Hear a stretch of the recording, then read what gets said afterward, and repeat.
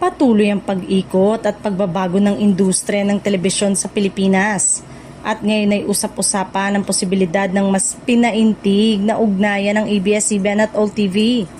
Sa gitna ng matinding kompetisyon at pagdami ng digital platforms, mahalaga ang pagkakaroon ng matibay na collaboration upang makapaghatid ng mas maraming dekalidad at makabuluhang programa para sa sambayan ng Pilipino. Hindi maikakaila ang malawak na karanasan ng ABS-CBN sa paglikha ng mga mataas na kalidad na palabas. Mula sa mga tumatatak na teleserye, mapagkakatiwalaang news program hanggang sa mga variety shows na minahal ng publiko sa loob ng maraming taon.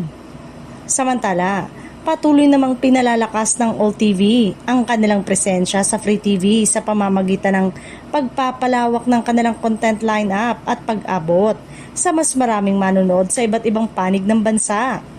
Kung maisasakatuparan ng mas matatag na kooperasyon ng dalawang network, inaasahang mabibigyan ng publiko ng masariwa at mas makulay na pagpipilian sa telebisyon.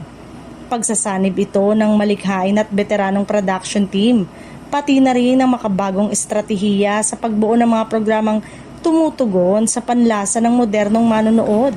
Sa panahong mas naging mapili at mas empowered ang audience dahil sa dami ng platform, hindi lamang aliwan ang hinahanap kundi kalidad, lalim ng kwento at mga programang sumasalamin sa tunay na buhay ng Pilipino.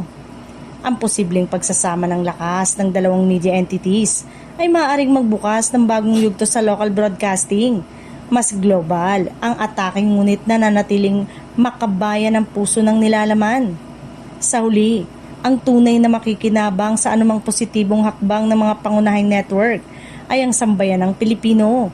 Kapag nagtagpo ang resources, talento at malinaw na layunin ng malalaking media organizations, mas malaki ang tsansa na makalikha ng mga palabas na hindi lamang nakakaaliw, kundi nagbibigay rin ng inspirasyon, tamang impormasyon at pagkakaisa sa bawat tahanan.